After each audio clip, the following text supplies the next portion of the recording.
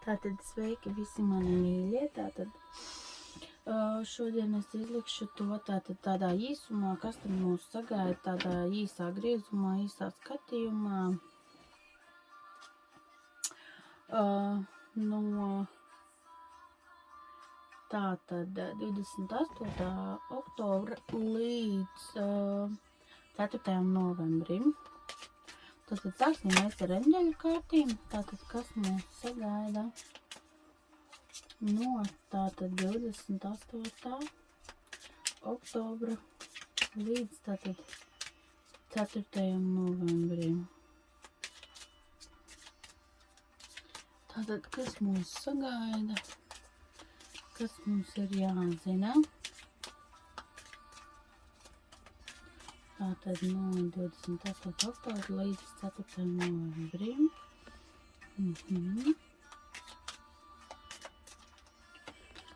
Tā.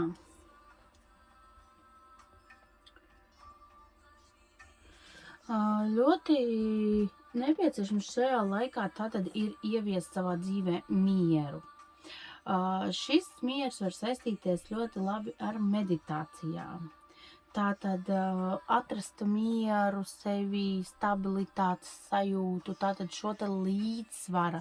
Tātad no eņģeļiem būs tātad šī te nepieciešamība pēc līdzsvara, iekšējā līdzsvara, katram pašam individuāli kā personībai.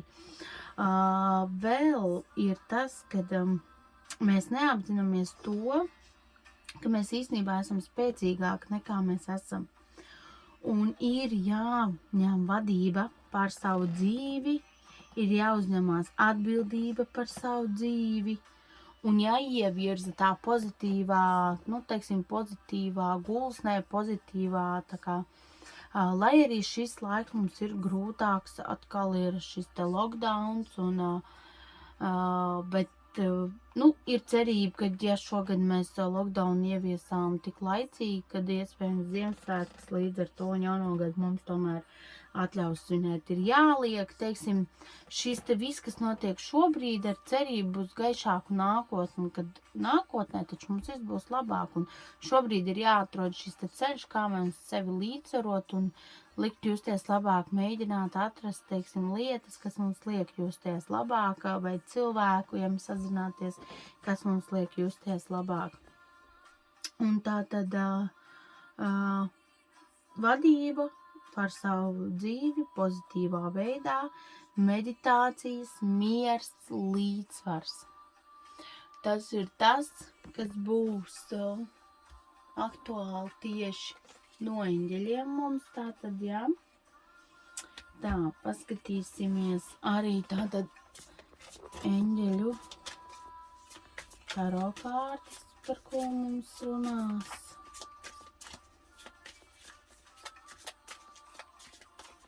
Tātad.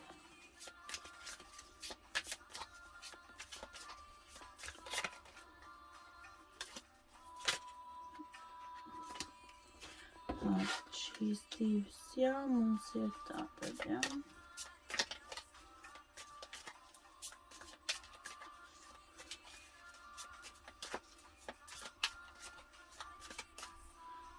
Paskatīsimies tūlīt tās vēl divas kārtas, jā. Tātad, par ko iet runa šajās te kārtīs? Tātad ļoti daudz arī šī te valdošā enerģija, ja?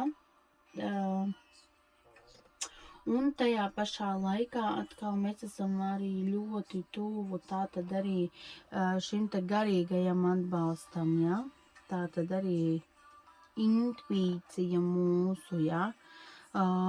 Par to, ko mēs jūtam, kā mēs jūtam, ko mēs gribam, ko nē.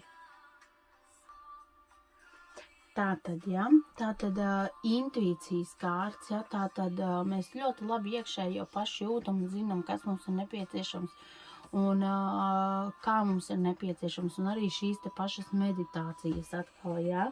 Tāpat otrkārt organizēt savu dzīvi, savus darbības, savus plānus, ko, kad mēs iesim darīt. Šis te laiks, kas ir tik ļoti stresa pilns, tieši šī te organizēšana savā ikdienā nāks tikai par labu, palīdzot savākties, teiksim, mūsu tām pārējām emocijām un piepildīt tātad šo te dienu ar kaut kādu, tātad, kas ir nepieciešams, ja? Tas ir viens.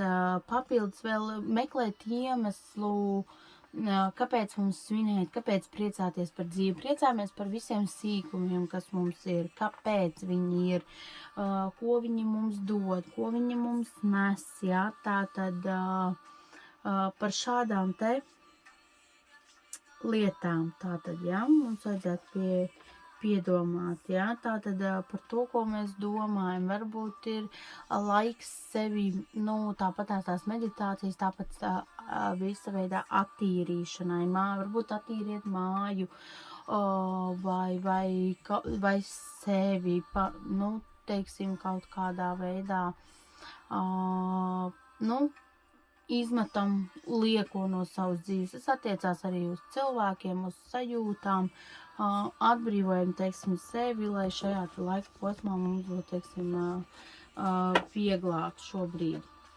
Jo tuvojas gada beigas, un, tas ir katru gadu, vēl nav bijis tāds gads, kad tuvojoties gada beigām, nav šī te kaut kāda smagnējāka enerģija, ja, ļoti daudz parasti ir šitā, nāk arī visas reinkarnācijas, ja, tātad posmi, šitie, tātad vecā graušana, jaunā būvēšana. Šajās te gada beigās parasti šī te enerģija ir ļoti aktuāla, jo mainās šis te gads, un parasti mēs jauno gadu gaidam visu, un vecā gadā mēģinām izdarīt tātad visas vecās lietas, un lai jaunā gadā mēs sāktu visu jauno. Tāpēc uz gadu beigām vienmēr šīs te attīrošās meditācija, ja nepieciešamība un attīrīšanās ir ļoti aktuāls. Un tātad pastīsimies arī no taro kārtiem, tātad, ko taro kārtas mums grib teikt, tātad no 28. līdz tātad 4. novembrim, no 28. oktobra līdz tātad 4. novembrim, tātad tādā īsumā paskatīsimies, tātad, jā, lūk, šeit arī ir tas.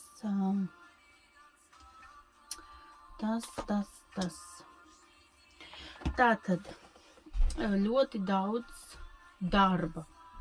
Vispār ļoti ir iekrājušies daudz darbu, un, ziniet, ir tā, ka, man liekas, lielākā daļa, vismaz tie noteikti, kas skatās, ir uzņēmušies mazliet par daudz šos te darbus un šos te savus pienākumus, un mēs esam nonākuši jau tik tālu, ka mēs esam ļoti pārguruši no tā visa. Vēl skatoties uz kārtīm, šajā te laika posmā ļoti daudz cilvēki vai zaudēs darbu, vai, teiksim, tātad pārtrauks šīs te darba attiecības, jo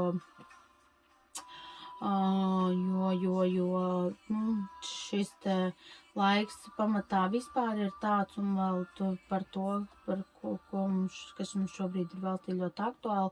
Šī te tēma arī ir ļoti aktuāla, un ļoti daudz cilvēku arī iet prom no darba, un es skatos, kad arī ļoti daudz izdarīs šo te izvēli, tomēr iet prom no darba, vai tātad tiks atstādināti,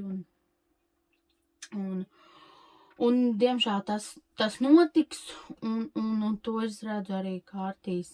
Mums ir jātiek galā, teiksim, ko vēl kārti saka, tātad mums ir jāstrādā ar sevi, ar savām domām un darbībām, jo mūsu domas veicina tātad mūsu darbības.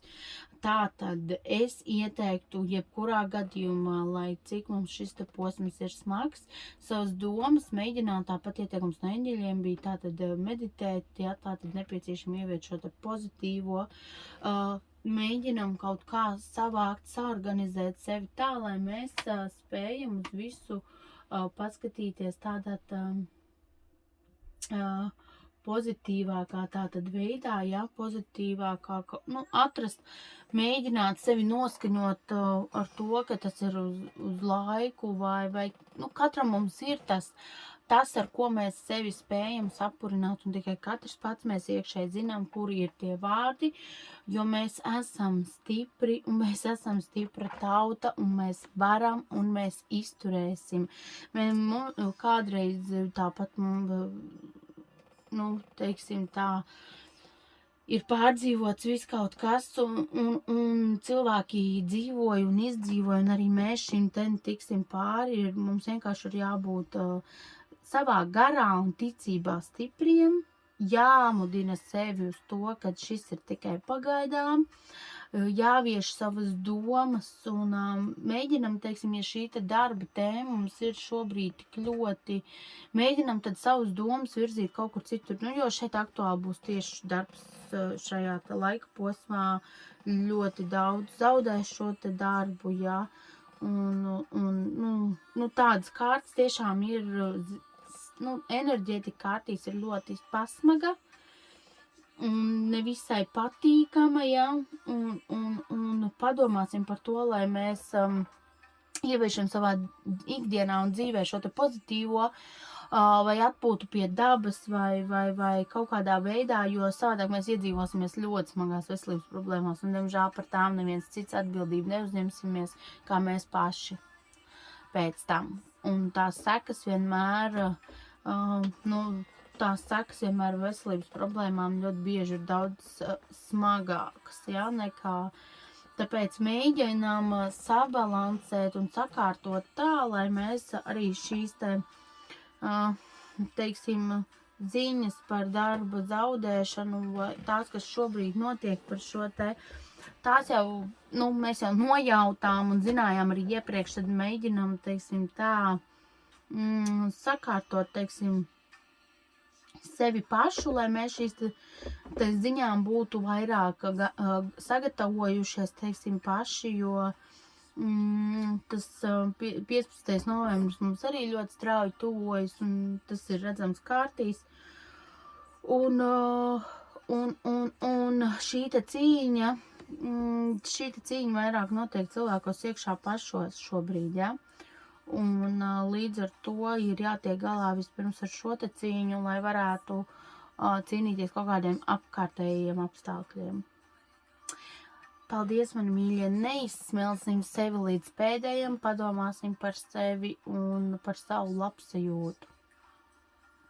Paldies, ka klausījāties, un tad jau atkal uz ikdienas izlikumiem un tāpat tās kādas gan jau kārtas atkal, kuras es pēdējā laikā esmu sākus atkal aktīvāk likt, teiksim, jums, kas ir, protams, individuālos salikumos lūdzu arī, tad rakstat man, protams, individuāli, jā, tātad par saviem jautājumiem vai par to, kas jūs domāts, un vai ko jūs vēlties uzzināt, vai kā pareizāk rīkoties.